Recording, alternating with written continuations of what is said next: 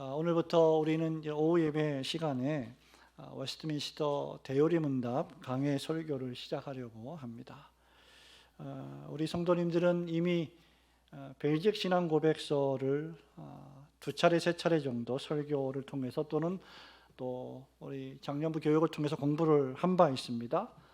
그리고 웨스트민스터 소요리 문답 역시 공부를 한 적이 있고, 또 가장 최근에는 하이델베르그 요리 문답 설교를 1년 동안 들으셨던 기억이 있을 겁니다. 그런데 왜 또다시 웨스트민스터 대요리 문답 강해 설교를 시작을 하는 것일까? 그 첫 번째 이유는 우리의 연약성 때문입니다. 여러분들이 하이델베르그 요리 문답, 소요리 문답, 또 벨직 신앙 고백서의 말씀을 몇 년 동안 수차례 들었음에도 불구하고 성경의 귀중한 가르침과 교리들을 읽고 듣고 공부하지만 여전히 또다시 잊어버리고 망각하기 때문입니다.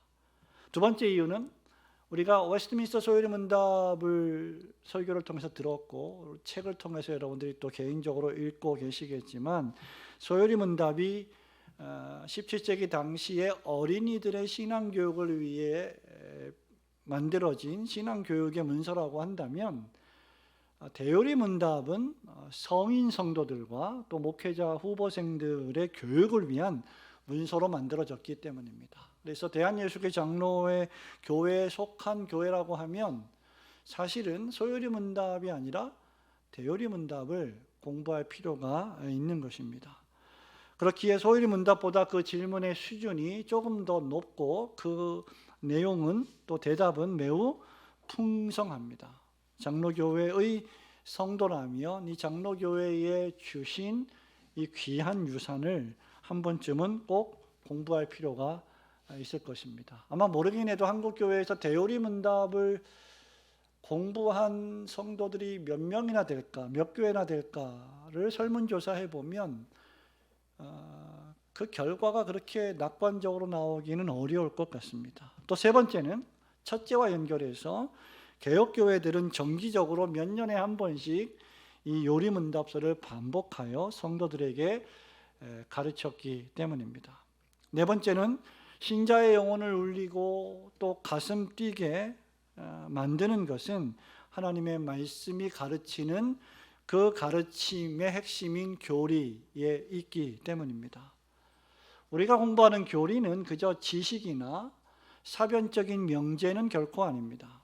또한 우리가 공부하는 또 듣는 이 소요리 문답, 대요리 문답의 강해 설교는 철학적이지 않으며 또 지식에 머무르지 않고 신자의 가슴을 울리며 감동을 주고 삶 속에서 그 교리를 실천하게 해 주기 때문입니다. 야고보 선생님은 야고보서 1장 25절에서 이렇게 말한 바 있습니다. 자유롭게 하는 온전한 율법을 들여다보고 있는 자는, 율법을 읽는 자는, 율법을 공부하는 자는 듣고 잊어버리는 자가 아니요 실천하는 자니 이 사람은 그 행하는 일에 복을 받으리라, 이렇게 말했습니다. 그러니까 말씀을 읽는 자도 복이 되는데 사실은 읽고 잊어버리는 자가 아니라 사실은 실천하는 자, 그리고 그 말씀을 그대로 행하는 자가 복이 있다라고 말씀을 했고, 우리가 작년에 요한계시록 설교를 들었습니다만 요한계시록도 역시 마찬가지로 이 예언의 두루마리의 말씀을 읽고 듣고 그 가운데 기록된 것을 지키는 자들이 복이 있다라고 말씀을 했습니다. 마지막으로 웨스트민스터 대요리 문답을 공부하는 방법에 대해서 말씀을 드리겠는데, 우리는 대요리 문답을 대요리 문답 자체를 연구하는 방법으로 공부하지 않고 하나님 말씀인 성경을 본문으로 해서 공부를 하고자 합니다. 말하자면 대요리 문답 강해 설교를 주도하는 것은 대요리 문답의 질문과 대답 그 자체가 아니라 사실은 하나님의 말씀인 성경이라는 겁니다. 이전에 우리가 소요리 문답과 하이델베르그 요리 문답과 또 벨직 신앙 고백서 설교에서도 그랬던 것처럼 성경 말씀을 통해서 이 17세기의 영국의 웨스트민스터 총회 신학자들이 성인들과 목회자 후보생들에게 성경의 기묘한 중요한 주제들을 가르치려고 했던 이 대요리 문답의 핵심 주제들을 살피게 될 것입니다. 이 일은 설교를 듣는 여러분들에게도 아주 중요한 과업이 될 것이고 또 설교를 하는 저에게도 큰 과제가 될 것입니다. 왜냐하면 소요리 문답에 비해서 대요리 문답은 그 내용이 2배 이상 크기 때문입니다. 소요리 문답은 총 몇 문으로 되어 있죠? 107문답으로 되어 있습니다. 대요리 문답은 몇 문답으로 되어 있습니까? 쉽게 대답을 못 하시는 거 보니까 대요리 문답을 잘 공부해 보시지 않은 것 같습니다. 196문답으로 구성이 되어 있습니다. 자, 오늘은 거두절미하고 시편 73편의 이 유명한 아삽의 시 그 가운데서도 후반부의 몇 구절을 통해서 사람의 근본적인 존재 목적에 대해서 이 말씀이 우리에게 교훈해 주는 내용을 대요리 문답 1번을 통해서 살펴보려고 합니다. 우선 첫 번째로 오직 여호와 하나님만을 영화롭게 하는 것이 사람의 제일 되고 가장 높은 존재의 목적입니다. 너무나 당연한 말씀이죠. 우리가 존재하는 가장 제일 되고 고상하고 높은 목적이 하나님을 영화롭게 하고 그분을 즐거워하는 것이다 라는 말입니다. 여러분 25절의 말씀을 우리 함께 천천히 읽어볼까요? 하늘에서는 시작. 하늘에서는 주 외에 누가 내게 있으리요 땅에서는 주밖에 내가 사모하리 없나이다. 아멘. 아삽은 본문의 말씀에서요, 오직 전능하신 하나님만이 하늘에서 그와 함께 있고 또 이 땅에 살아가는 동안에 이 땅에서도 오직 하나님만이 본인이 사모할 분이시다라고 고백을 합니다. 왜 그렇습니까?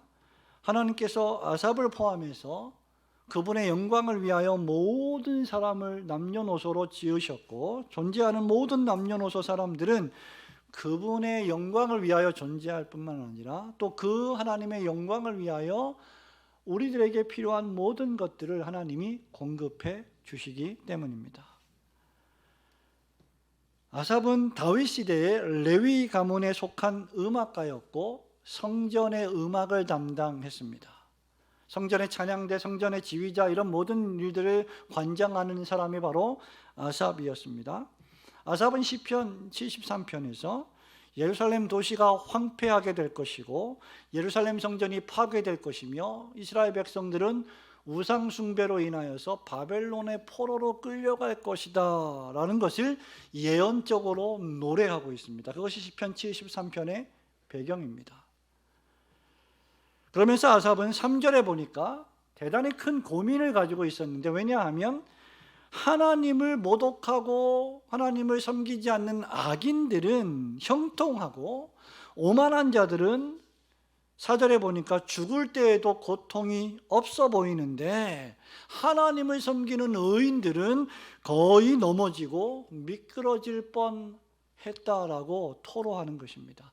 하나님을 안 믿는 사람들은 이 세상에서 잘 먹고 잘 살아가는 것처럼 보이고 하나님을 믿는 사람들은 하는 일마다 다 안 되는 것처럼 보이고 고통을 당하는데, 이것 때문에 아삽은 대단히 큰 고민을 하나님에게 노래를 하는 것입니다.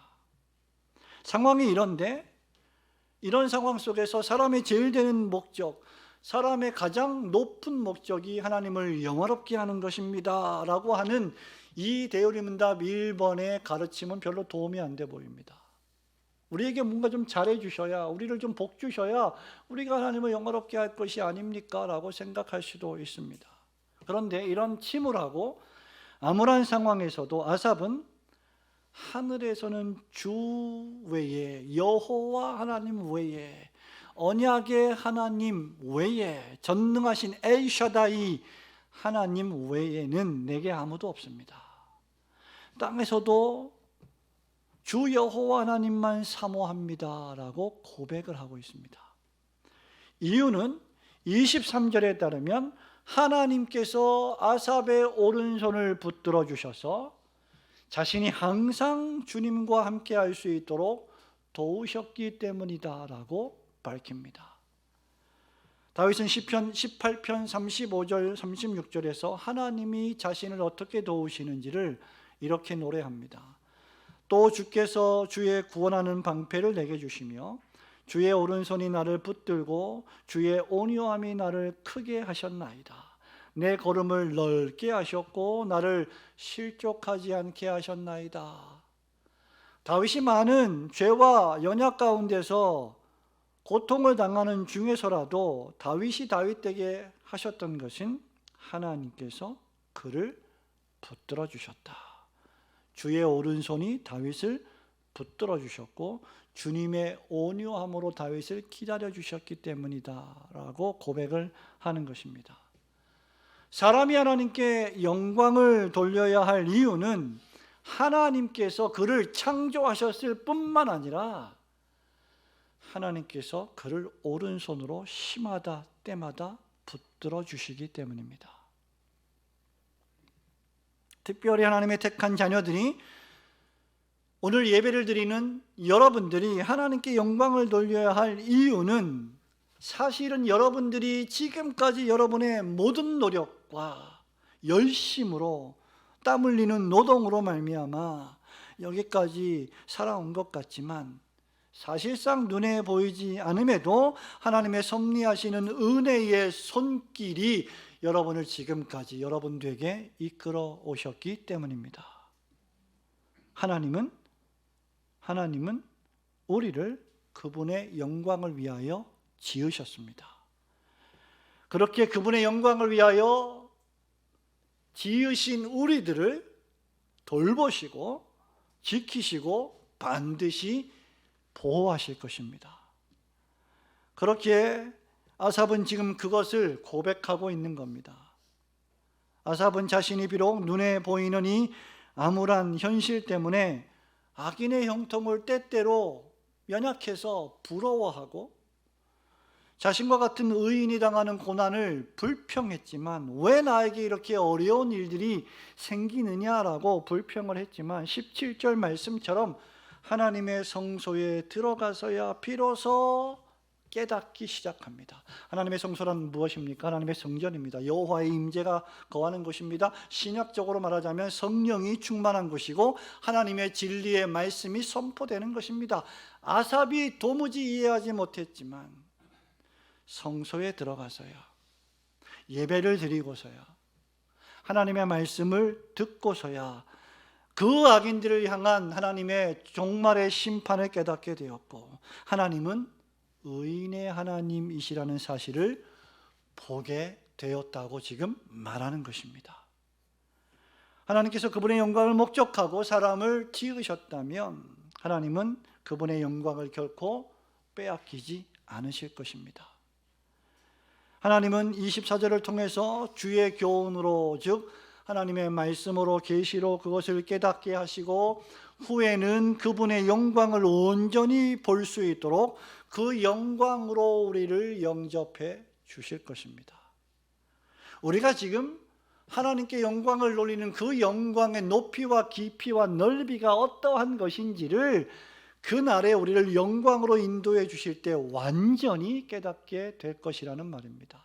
그리고 우리는 예배를 통하여 말씀을 통하여 설교를 통하여 기도를 통하여 은혜의 방편들을 통하여 그것들을 조금 지금 깨닫고 있는 것입니다. 성도 여러분, 이것이 대우리문답 1번의 의미입니다. 대우리문답은 이렇게 질문합니다. 사람의 제일 되고 가장 높은 목적은 무엇입니까? 이게 소요리문답과 약간 다른 점이죠. 소요리문답은 사람의 제일 되는 목적이 무엇입니까? 라고 물었습니다. 대우리문답은 사람의 제일 되고 그 다음 가장 높은 목적은 무엇입니까? 라고 묻고 답을 이렇게 합니다. 우리 같이 한번 읽어볼까요? 시작. 사람의 제일 되고 가장 높은 목적은 하나님께 영광을 돌리고 그를 영원토록 온전히 즐거워하는 것입니다. 아멘.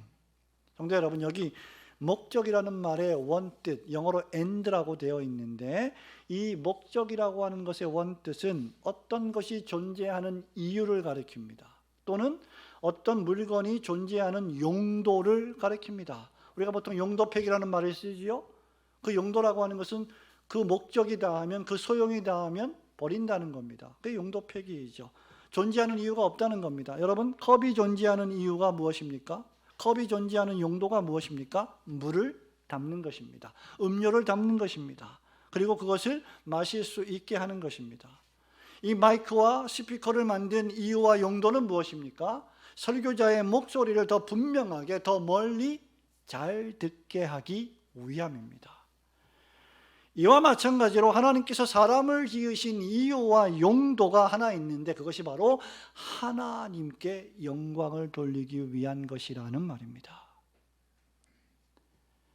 하나님이 온 우주를 창조하셨습니다. 우리가 다음 시간에 이 우주의 엄청난 광대하심에 대하여 잠깐 살펴볼 텐데, 하나님께서 우리가 다 헤아리지도 못하는 어마어마한 우주의 별들을 창조하신 이유는 하늘이 하나님의 영광을 선포하게 하시기 위함이었습니다. 그리고 궁창이 하나님이 그 손으로 하신 일을 나타내게, 디스플레이 하시게, 전시하게 하시기 위함이었습니다.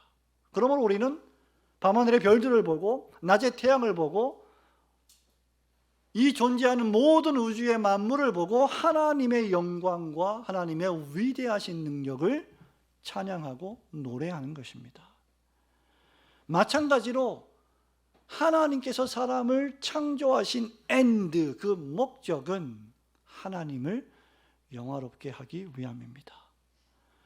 바울이 고린도전서 10장 31절에서 뭐라고 말을 합니까? 그러므로 사람이 먹든지 마시든지 무엇을 하든지 다 하나님의 영광을 위하여 하라고 말씀했습니다. 이런 이유로 우리는 이것을 분명히 해야 합니다. 하나님이 사람을 위하여 존재하는 것이 아니라 사람이 하나님을 위하여 존재한다는 것입니다. 여러분, 이것이 우리가 마지막에 공부할 하나님께 영광을 돌리고 그 다음 그분을 영원토록 온전히 즐거워하는 것입니다라고 배치된 문장의 의미입니다. 왜냐하면 우리가 하나님께 영광을 돌리는 이 우리 존재의 목적을 분명히 하지 않는다면 하나님께 영광을 돌리지 않고서도 얼마든지 하나님을 즐거워할 수가 있기 때문입니다. 잘못된 방법으로 말이죠. 사랑하는 우리 성도 여러분, 사람이 행복을 추구할 때 진정으로 행복해지는 것이 아니라 사람이 하나님께 영광을 돌릴 때 그가 진정으로 행복해질 수 있다는 말을 하는 것입니다. 왜냐하면 우리를 하나님이 그렇게 지으셨기 때문입니다. 그렇게 사람이 무엇인가를 하기 이전에 무엇인가가 되어야만 우리는 참되게 하나님을 영화롭게 할 수 있습니다. 참된 행복이란 하나님께서 나를 지으신 이유와 그 용도와 그 목적을 깨달아 그것을 능동적으로 적극적으로 살아가려 할 때 느끼는 참된 감정이 바로 행복이라고 하는 감정입니다. 다시 말하면 우리의 존재가 변화되어야 죄인에서 의인으로 어두움의 권세에 속박되었던 자에서 빛의 나라의 아들로 변화될 때만, 우리 존재가 변화될 때만 우리의 행동도 우리의 삶도 변화될 수 있는 것입니다. 하나님의 은혜로 자신을 하나님께서 창조하셨고 온 세상을 하나님이 그분의 영광을 위하여 창조하셨다는 사실을 깨닫고 믿는 존재가 될 때, 그런 신자가 될 때 그제서야 비로소 그는 자신의 삶을 통하여 하나님께 영광을 돌릴 수 있을 것입니다. 이것이 정확히 히브리서 설교자가 히브리서 11장 6절에서 하나님께 나아가는 자는 믿음이 있어야 한다고 말한 이유입니다. 믿음이 없이는 하나님을 기쁘시게 할 수 없다라고 말한 뜻입니다. 이런 의미에서 우리가 오전에 말씀드렸던 어거스틴의 다음과 같은 고백은 여러분의 마땅한 고백이 되어야 합니다. 어거스틴이 이렇게 고백했습니다. 그의 참회록에서 오 하나님, 당신께서는 당신을 위하여 우리를 지으셨습니다. 우리 영혼이 당신 안에서 참되게 안식하기 전까지는 우리에게 참된 안식이란 없습니다. 그렇다면 우리는 더욱 구체적으로 어떻게 하나님을 영화롭게 할 수 있을까? 우선 우리는 이 하나님을 영화롭게 한다는 말이 사람이 하나님을 영광스럽게 만들 수 있다는 것이 아님을 분명히 해야 합니다. 우리는 조금도 하나님을 영광스럽게 만들 수 없습니다. 왜냐하면 하나님은 영원부터 영원까지 이미 충만히 완전히 영광스러우신 분이시기 때문입니다. 그러므로 우리가 하나님을 영화롭게 하는 것이 아니라 하나님께, 즉 하나님을 향하여 영광을 돌리는 것입니다. 하나님을 영광스럽게 만드는 것이 아니라 그 하나님께 이미 존재하는 그 영광을 찬양하고 경배하며 돌려드리는 것입니다. 그렇게 바울은 죄인들에게 임한 구원의 놀라운 교리들을 다 설명한 이후에 그 로마서 11장 마지막 36절에서 뭐라고 고백을 합니까? 이는 만물이 주에게서 나오고 주로 말미암고 주에게로 돌아갑니다. 그에게 영광이 세세에 있을지어다. 아멘. 이것을 우리는 송영이라고 부릅니다.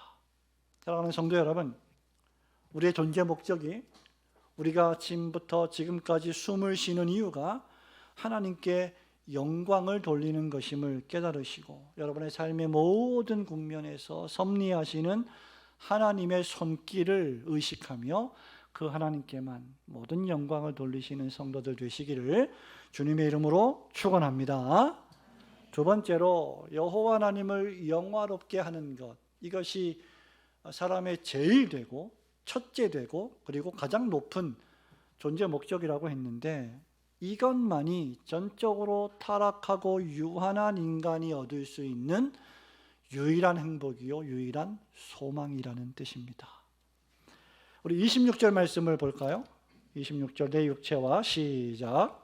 내 육체와 마음은 쇠약하나 하나님은 내 마음의 반석이시요 영원한 분깃이시라. 아멘. 여러분, 이 말씀을 계속해서 좀 오랫동안 오늘 하루 종일 좀 묵상해 보시기 바랍니다. 우리 21절과 22절도 같이 읽어볼까요? 내 마음이 산란하며 시작. 내 마음이 산란하며 내 양심이 찔렸나이다. 내가 이같이 우매에 무죄함으로 주 앞에 짐승이오나. 성도 여러분, 시인 아삽은 자기 자신을 무지몽매한 짐승과 같다라고 표현을 합니다. 지금 아삽은 자신의 육체와 마음이 뭐라고 고백했어요? 쇠약하다 고백했습니다. 육체와 마음이란 단어는 여러분도 육체를 갖고 계시죠? 우리의 외면적인 얼굴입니다. 몸입니다. 신체입니다. 그리고 마음은 우리의 내면, 우리 중심, 우리의 영혼을 가리킵니다. 자, 그러니까 육체와 마음이 쇠잔하다 이 말은 몸도 마음도 다 아프다 이 말입니다. 병들었다 이 말입니다. 여기 쇠약하다는 말은 실패한다, 깨지고 있다, 사라진다, 끝장난다 라는 뜻을 지닙니다. 원어에 보면. 그러므로 지금 아삽은 자신의 신체뿐만 아니라 자신의 영혼도 마음도 실패하고 있고 무너지고 깨지고 있다. 존재 자체가 너무나 고통스럽다라는 말을 하고 있는 겁니다. 사람이 진정으로 하나님께 영광을 돌리고 하나님을 즐거워하게 되는 일에는, 성도 여러분, 여러분 자신이 얼마나 처참하게 타락한 존재인지를 깨달을 때 가능해집니다. 자신이 얼마나 죄인인지를 모르는 자는 절대로 하나님께 영광을 돌리기가 어렵습니다. 그것이 하나님의 은혜로 베푸시는 믿음과 회개가 하는 일이기도 합니다. 하나님의 은혜로 자신의 죄를 회개하고 예수 그리스도를 환영하고 예수님을 자신의 삶의 주인으로 영접하여 구원을 얻은 성도는 그 즉시로 자신의 허물과 죄를 더욱 깨닫게 됩니다. 허물과 죄로 죽었던 우리를 다시 살려주신 하나님을 깊이 알면 알아갈수록 그는 하나님 앞에서 더럽고 추하기 짝이 없는 자기 자신을 더욱 발견하게 됩니다. 마치 구원받은 이후에 사도 바울이 내가 죄인 중에 가장 극악한 죄인입니다라고 고백하는 것과 마찬가지입니다. 그리고 그에 비하여 하나님께서 얼마나 거룩하시고 얼마나 의로우시며 얼마나 선하시고 얼마나 존귀하시고 얼마나 소중한 존재이신지를 그는 깨닫게 됩니다. 따라서 사람이 자신에 대해 바르게 생각할 줄 알 때 그는 하나님에 대하여 바른 생각을 가지게 됩니다. 이것이 우리가 왜 하나님을 깊이 알아야 하는지에 대한 이유이지요. 아삽은 왜 자신의 마음과 육체가 쇠약하다라고 말을 했습니까? 그것은 그가 이 세상과 악인과 의인에 대한 잘못된 생각을 가지고 바라보았기 때문이죠. 특별히 그는 악인의 형통에 대해서 자신의 반응이 매우 잘못되었다는 사실을 깨달아야만 했습니다. 그래서 21절에 아삽은 그의 마음이 어떻게 되었다고요? 복잡했습니다. 산란했다고 했습니다. 여러 가지 생각이 들었다고 했습니다. 그리고 양심이 찔렸다라고 말했습니다. 22절에 보니까 자신이 매우 무식했고 주님 앞에서 마치 생각이 없는 짐승과 같다라고까지 자신을 비하해서 고백합니다. 그는 하나님께서 악인을 어떻게 다루시려고 이 세상에 두셨는지를 완전히 이해하지 못했던 것입니다. 솔로몬 왕은 잠언 16장 4절에 보면요, 악인에 대하여 이렇게 말합니다. 여호와께서 온갖 것을 그 쓰임에 적당하게 지으셨나니 악인도, 그 다음 어떻게 말하고 있습니까? 악한 날에 적당하게 하셨느니라. 악인들도 하나님이 악한 날에 쓰시기 위해서 존재케 하신다는 말입니다. 그러다가 하나님이 심판하신다는 것이죠. 선지자 말라기는 악인을 향한 만군의 여호와 하나님의 말씀을 말라기 4장 3절에서 이렇게 선포합니다. 또 너희가 악인을 밟을 것이니 그들이 내가 정한 날에 너희 발바닥 밑에 재와 같으리라. 만군의 여호와의 말이니라. 의인들이 마침내 마지막 날에 악인을 밟고 악인들이 의인들의 발 밑에 있는 재처럼 심판을 받게 될 것이다 라고 예언해 주셨고 약속해 주셨습니다. 그러므로 참된 성도들은 구약과 신약의 역사의 벽보를 보고 하나님의 말씀을 통하여, 성경을 통하여 하나님이 이 세상과 악인과 의인과 교회를 통하여 하시는 일을 보고 악인의 형통을, 내 주변에 있는 악인들의 형통을 부러워해서는 안 된다는 말입니다. 성도들이 하나님을 향한 시각을 잃어버릴 때 그는 필연적으로 세상을 보고 사람을 보고 자기 자신을 보고 낙심하고 실망하고 좌절하게 됩니다. 12정탐꾼들 가운데 왜 10명이 좌절했습니까? 그들은 하나님을 보지 않고 자신들을 보았고 세상을 보았기 때문입니다. 우리가 보기에 우리는 그들 앞에서 메뚜기와 같다, 저들은 장대한 거인과 같다 라고 육적으로 판단했던 것입니다. 그러면 하나님께 영광을 돌리지 못하고 믿음을 발휘하지 못하고 하나님이 주시는 축복을 즐거워하지도 못할 것입니다. 이것이 우리가 부지런히 성경을 읽고 설교를 들어야 하며 부지런히 교리를 배우는 이유입니다. 하나님에 대하여, 사람에 대하여, 악인에 대하여, 세상에 대하여, 역사에 대하여 바른 생각과 인식을 가질 때 그는 비로소 마음의 평안이 임하고 산란했던 그 마음이 정돈이 되고 질서가 잡히고 하나님께서 그의 오른손을 붙들어 주시며 주의 교훈으로 인도하시는 사랑의 하나님이심을 깨달을 수 있을 것입니다. 이제 아삽은 26절로 다시 와서 이렇게 노래합니다. 내 육체와 내 마음은 쇠약합니다. 그러나 하나님은 내 마음의 반석이시요 내 영혼의 영원한 분깃이십니다.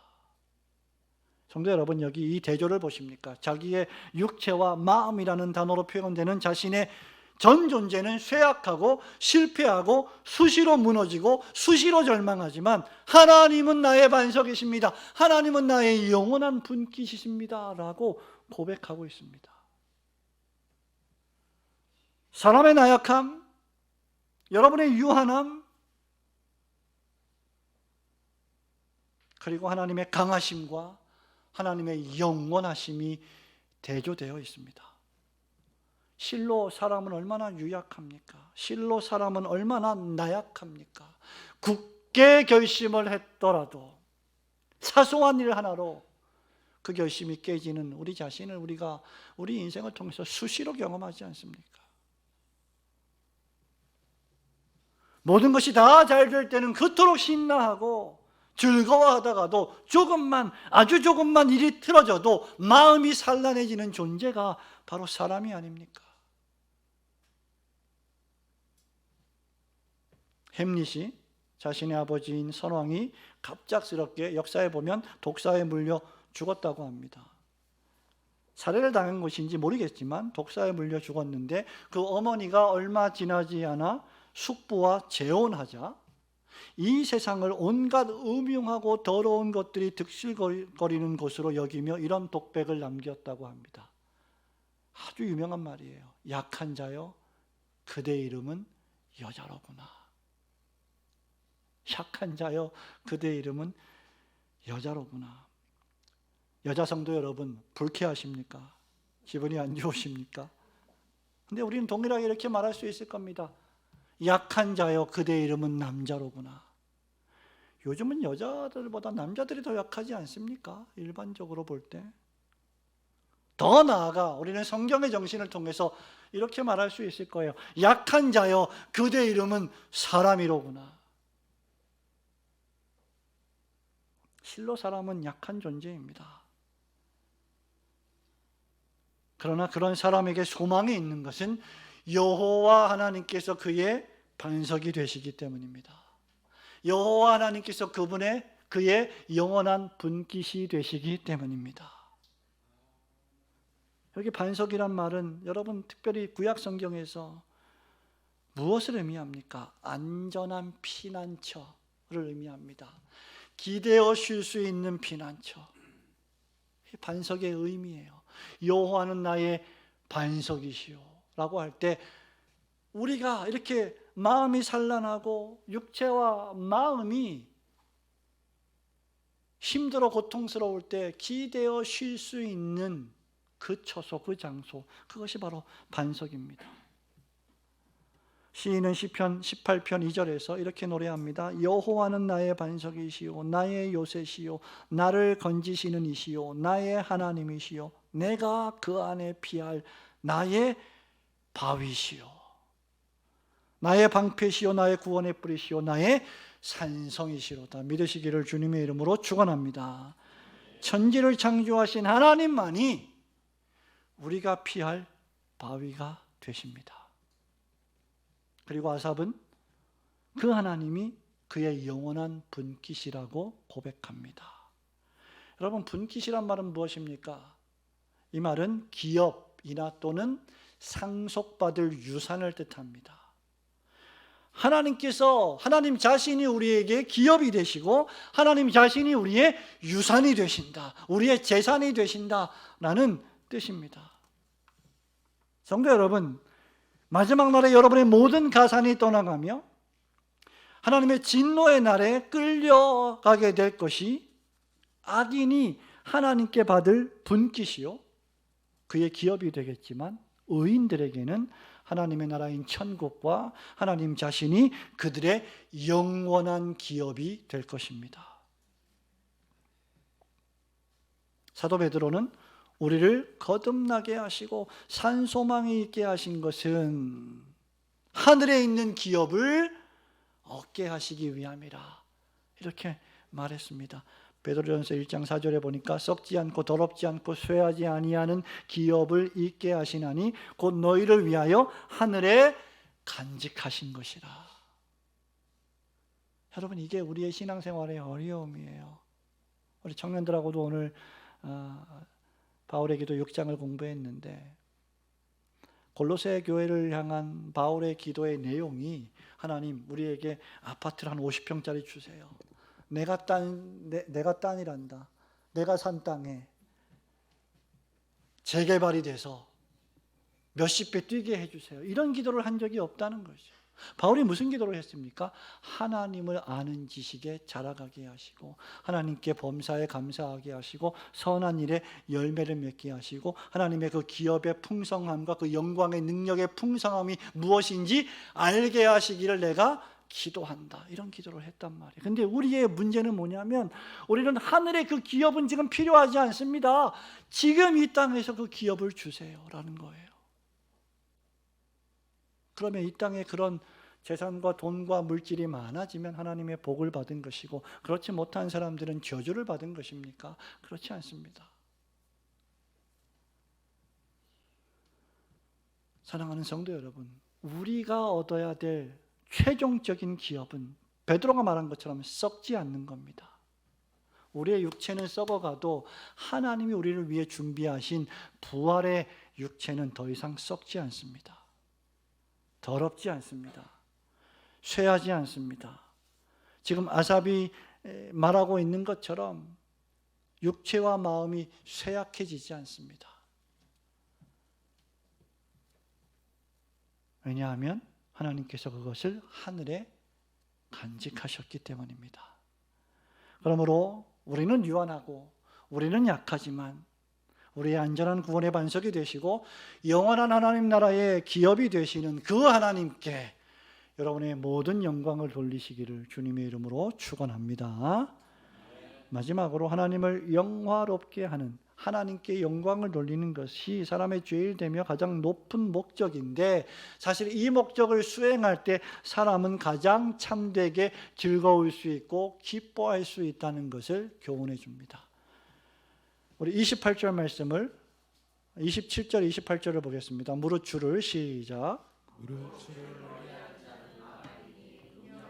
주를 떠난 자를 주께서 다 멸하셨나이다. 하나님께 가까이함이 내게 복이라. 내가 주 여호와를 나의 피난처로 삼아 주의 모든 행적을 전파하리이다. 아멘. 하나님을 가까이함이 내게 복이라. 여러분 너무나 많이 들었던 말씀일 겁니다. 이 말씀은 시편 73편의 결론이기도 하고 시편 전체의 결론이기도 합니다. 시인 아삽은 하나님께 영광을 돌려야 할 존재임을 깨달았을 뿐만 아니라 그 하나님이 자신에게 완전한 기쁨과 즐거움을 주시는 복의 근원이 되신다는 사실도 깨달았습니다. 여기 복이라고 하는 원어의 뜻은 선한 것 또는 좋은 것을 의미합니다. 다시 말하면 하나님을 가까이 하는 것이 선하고 하나님을 가까이 하는 것이 좋은 것이며 결국 그것이 그에게 복이 된다는 말이에요. 여러분 이 단어는 하나님께서 창세기에서 천지 만물을 창조하시고 나서 대단히 많이 자주 반복하며 사용하셨던 단어입니다. 창세기 1장 3절 4절에서 하나님이 가라사대 빛이 있으라 하시며 빛이 있었고 그 빛이 하나님의 보시기에 좋았더라. 여기 좋고 선한 것은 아름답고 즐거운 것입니다. 우리는 추하고 더럽고 불결한 것을 보고 기뻐하지 않습니다. 즐거워하지 않습니다. 아름답고 좋은 것을 보고 우리는 기뻐하고 즐거워합니다. 하나님이 보시기에 좋았다는 이 말은 하나님이 좋아하시고 하나님이 기뻐하시고 하나님이 즐거워하셨다는 말입니다. 즉 아삽이 말하는 이 복, 즉 하나님께 가까이 하는 것이 그의 기쁨과 즐거움과 연결된다는 뜻이죠. 예루살렘 성벽을 재건했던 총독 느헤미야는 느헤미야 8장 10절에서 이렇게 말합니다. 여호와를 기뻐하는 것이 너희의 힘이니라. 너희의 힘은 하나님을 기뻐하는 것에 있다. 이렇게 말했습니다. 구약의 성도들은 도처에서 여호와 하나님을 즐거워했습니다. 또 여호와를 즐거워할 것을 명령하기도 했습니다. 하나님은 우리가 그의 계명을 엄숙하고 진지하고 무섭게 지켜야 할 그런 악한 군주가 아니라 우리가 즐거워하고 기뻐해야 할 우리의 자비하신 아버지이십니다. 시인이 또 시편 33편 1절에서 이렇게 말합니다. 너희 의인들아 여호와를 즐거워하라. 찬송은 정직한 자의 마땅히 할 바로다. 우리가 언제 찬송을 부릅니까? 우리 마음이 기쁘고 즐거울 때, 하나님께 영광을 돌릴 때, 그래서 그 찬송은 정직한 자, 신자의 마땅한 할 바라고 말했습니다. 바울도 에베소 교회 편지할 때 시와 찬미와 신령한 노래로 하나님께 영광을 돌리는 것이 성령의 취한 성도들의 삶이라고 에베소서 5장에서 말한 바 있습니다. 결정적으로 이사야 선지자는 이사야서 29장 19절에서 겸손한 자가 여호와를 인하여 기쁨이 더하겠고 사람 중 빈핍한 자가 이스라엘의 거룩하신 자를 인하여 즐거워하리라고 했습니다. 하박국 3장 18절에서 하박국은 뭐라고 말합니까? 나는 여호와를 인하여 즐거워하며 나의 구원의 하나님을 인하여 기뻐하리로다. 실로 하나님은 여러분의 기쁨이요 여러분의 즐거움이십니다. 하나님은 우리에게 하나님께 영광만 돌려라고 말씀하시지 않고 나를 즐거워하라고 말씀하셨습니다. 어느 아버지가 자녀들에게 너는 나에게 복종만 해, 나에게 영광만 돌려라고 말한다면 어떤 자녀가 기쁨으로 영광을 돌리겠습니까? 어떤 자녀들이 기쁨과 즐거움으로 복종하고 순종하겠습니까? 그런데 나를 기뻐해라, 나를 즐거워해라, 나와 교제하자라고 말한다면 그 자녀들이 얼마나 자원하는 마음으로 기쁘게 부모님과 교제하겠습니까? 그렇게 여호와를 경외하며 하나님의 계명을 즐거워하는 자가 복이 있다라고 말씀하십니다. 왜냐하면 오직 하나님만이 참된 복의 근원이시며 기쁨과 즐거움의 원천이 되시기 때문입니다. 그러므로 이 하나님, 이 복의 원천, 이 즐거움과 기쁨의 원천이 되시는 하나님 외에 다른 신을 섬기는 것은 불행의 시작이 되는 것입니다. 그것은 하나님처럼 높이거나 그것을 우상으로 숭배하는 것은 매춘부들이나 하는 영적 간음이 되는 것이라고 성경은 말합니다. 시인 아삽은 27절에서 뭐라고 말합니까? 주를 멀리하는 자는 어떻게 해요? 다 망할 것이고 그런 자들을 하나님께서 다 멸하셨다라고 말합니다. 여기 망한다, 멸하셨다는 말은 하나님께로부터 끊어지고 떨어져 나가 멀리 있게 된다는 뜻입니다. 그들은 결국 멸망을 받게 될 것입니다. 그들에게는 기쁨이 사라지고 슬픔과 분노와 저주만이 가득할 것입니다. 그러나 하나님을 가까이 하는 자는 큰 복을 받게 됩니다. 한때 이방인이었던 자들이 누릴 구원의 기쁨을 바울은 에베소서 2장 12절에서 이렇게 노래합니다. 그때 너희는, 에베소 교회 교인들에게, 그때 너희는 그리스도 밖에 있었고 이스라엘 나라 밖의 사람이라. 약속의 언약들에 대하여는 외인이요 세상에서 소망이 없고 하나님도 없는 자이더니, 그 다음 이제는 전에 멀리 있던 너희가 그리스도 예수 안에서 그리스도의 피로 가까워졌느니라. 죄로 인해서 하나님과 멀리 떨어져 참된 기쁨을 몰랐던, 인생의 진정한 행복을 몰랐던 자들이 그리스도 예수 안에서 그리스도의 피로 하나님과 가까워져 누리는 놀라운 축복을 바울이 말하는 것입니다. 그것이 바로 아삽이 말하는 하나님께 가까이 하는 것이 나에게 복이다 라는 말씀의 의미입니다. 그러므로 이렇게 하나님께 구원의 영광을 돌리는 자들은 필연적으로 하나님을 가까이 하는 즐거움의 복을 누리게 될 것입니다. 그런데 더욱 놀라운 사실은 우리가 하나님께 영광을 돌리고 그 하나님을 영원토록 즐거워하기 이전에 하나님께서 먼저 여러분을 보시고 여러분을 즐거워하신다는 사실입니다. 시인은 다윗이 시편 16편 2절 3절에서 다윗이 이렇게 노래합니다. 내가 여호와께 아뢰되 주는 나의 주님이시오니 주밖에는 나의 복이 없다 하였나이다. 땅에 있는 성도들은 존귀한 자들이니 나의 모든 즐거움이 그들에게 있도다. 다윗 왕의 즐거움이 하나님을 섬기는 백성들에게 있었고, 하나님의 즐거움이 바로 하나님을 섬기는 그분의 자녀들에게 있었다라는 겁니다. 우리 하나님께서는 언제나 우리보다 빠르십니다. 우리 하나님은 언제나 우리보다 먼저 우리를 사랑하십니다. 우리보다 먼저 우리를 즐거워하십니다.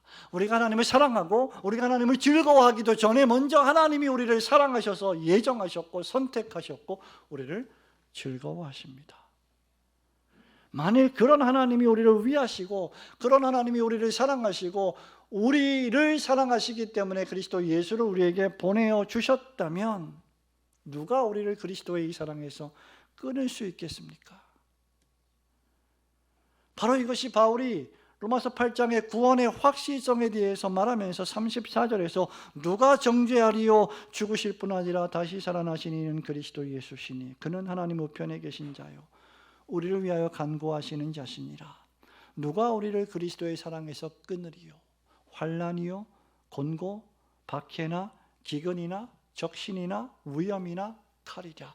그 어떤 것도 우리를 그리스도의 사랑에서 끊을 자가 없을 것이다. 왜냐하면 하나님이 우리를 가까이 하시고 우리를 즐거워하시기 때문입니다. 그런데 여러분, 하나님을 가까이 하는 것이 우리의 즐거움이라고 할 때 주의해야 할 것이 있습니다. 적지 않은 신학자들은 대요리문답이 하나님께 영광을 돌리고 그리고 나서 영어 원문에 보면 그 뒤에 and to enjoy him fully forever 이렇게 말하고 있는데 그 뒤에 하나님을 즐거워하는 것, 즉 하나님께 영광이 먼저 오고 그 다음에 하나님을 즐거워하는 것이 나중에 온다는 사실에 주목합니다. 그 이유가 무엇일까? 타락한 사람이 하나님께 영광을 돌리지 않고서도 얼마든지 하나님을 아까 말씀드린 것처럼 그릇되게 즐거워할 수 있기 때문입니다. 사실 이것은 엄밀히 말하면 가능하지 않습니다. 하나님께 참되게 영광을 돌리는 자라야만 그 하나님이 그에게 참된 기쁨과 참된 즐거움이 되실 것이기 때문입니다. 그러므로 하나님께 영광을 돌리지 않고도 하나님을 즐거워할 수 있다고 하는 이 말은 그릇된 목적으로 하나님을 섬기고 그릇된 목적으로 하나님을 즐거워하는 것이기 때문에 참된 즐거움이라고 말할 수가 없습니다. 여러분, 국내에 대요리문답 강해라고 하는 책이 번역된 책이 단 한 권밖에 없습니다. 요한 보스와 G.I. 윌리엄슨 박사가 거의 한 100여 년 전에 썼던 웨스트민스터 대요리문답 강해라는 책인데 제가 한 20몇 년 전에 그 책을 번역했습니다. 유일한 책이에요. 그리고 국내에 대요리문답 강해서가 한 두세 권 정도 나온 것들이 있는데 그 책들을 보면 전부 다 제가 번역한 이 책을 거의 그대로 차용하고 있는 정도에 불과합니다. 그만큼 대요리문답이 어렵고 방대하고 그리고 쉽지 않기 때문이죠. 그 요한 보스가 이것을 가리켜 신비적이고 감성적인 신앙생활이다 이렇게 불렀습니다. 또는 현세의 복만을 추구할 목적으로 하나님을 즐거워하는 것이 이에 해당한다라고 말했습니다. 하나님께 영광 돌림이 없이 하나님을 즐거워하는 것 말이죠. 그렇다면 이런 즐거움은 잘못된 즐거움이요 죄악적이고 신성모독적인 즐거움입니다. 이런 자들은 27절에 아삽이 주를 멀리하는 자들이라고 말한 자들과 비슷한 겁니다. 음녀같이 참된 주를 떠나 우상을 숭배하는 자들과 별로 다를 바가 없을 것이기 때문입니다. 그래서 대요리문답은 사람의 제일 되고 가장 높은 목적은 하나님께 영광을 돌리고 그를 영원토록 그 다음 뭐라고 말했습니까? 그 전에 온전히 즐거워하게 하는 것입니다 라고 고백한 이유입니다. fully, 완전히, 충만히, 바르게, 올곧게 즐거워해야 한다는 것이죠. 우리는 하나님이 우리에게 복을 주시기 때문이 아니라 하나님이 우리의 창조자이시요 하나님이 우리의 구원자시요 하나님이 우리의 하늘에 계신 아버지이시기 때문에 그분을 즐거워하는 것입니다. 그리고 그 아버지께서 우리에게 온갖 좋은 선물들을 시마다 때마다 철마다 공급해 주시기 때문에 또 그분을 즐거워하는 것입니다. 그것을 믿는 것이 신자예요. 무엇을 먹을까, 무엇을 마실까, 무엇을 입을까 염려하지 말라, 걱정하지 말라. 이 모든 것들은 다 이방인들이 하나님을 안 믿는 자들이나 하는 것이다.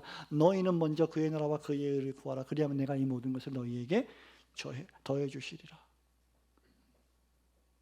그러니까 이것을 우리는 믿어야 돼요.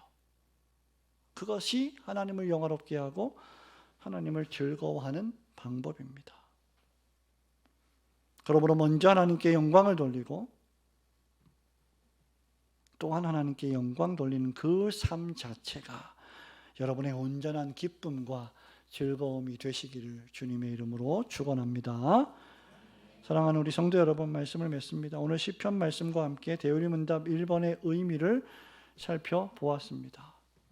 대우리문답은 1번에서 사람의 제일 되고 높은 존재 목적이 하나님을 영화롭게 하고 그를 영원토록 온전히 즐거워하는 것이라고 했습니다. 그리고 2번, 3번, 4번, 5번을 통해서 하나님을 영화롭게 하고 그분을 영원토록 즐거워하는 방법이 인간의 본성 안에 새겨져 있고 그리고 자연만물과 특별히 성경에 계시되어 있다라고 밝힙니다. 그리고 나서 사람이 하나님을 영화롭게 하고 즐거워하는 그 존재 목적을 잘 수행하려면 두 가지를 알아야 한다라고 말합니다. 이런 의미에서 소요리문답도 그렇지만 대우리문답도 크게 두 구조로 되어 있습니다. 그 첫째는 6번부터 90번까지입니다. 그 둘째는 91번부터 196번까지입니다. 첫째 부분은 사람이 하나님께 대하여 무엇을 믿어야 할지를 설명하고 있고, 두 번째 부분인 91번부터 196문답까지는 그 하나님께서 사람에게 요구하시는 의무에 대해서 설명하고 있습니다. 말하자면 하나님을 온전히 영화롭게 하려면 잘 믿어야 하고 그 믿은 대로 잘 행해야 한다라는 말입니다. 새로운 말이 전혀 아닙니다. 한마디로 표현하자면 믿음과 행함, 교리와 윤리, 하나님의 말씀과 순종입니다. 하나님의 말씀과 교리를 잘 배워서 잘 믿고 잘 순종하고 실천한다면 그는 하나님께 영광을 돌리고 하나님을 즐거워할 수 있다는 것이죠. 그러므로 하나님이 누구신지 올바로 아는 것은 치명적으로 중요합니다. 그래야만 그 하나님께 우리가 올바른 영광을 돌릴 수 있고 그 하나님을 온전히 즐거워할 수 있게 될 것이기 때문입니다. 그러므로 이제 저와 함께 상당 기간 동안 대우리문답이라고 하는 이 산을 등정하면서 우리가 믿는 하나님이 얼마나 크고 위대하신지를 발견하고 또 그 아름다움을 즐거워하며 기뻐하시는 신앙생활의 참된 기쁨과 즐거움을 체험하시는 성도들이 되시기를 주님의 이름으로 축원합니다. 아멘.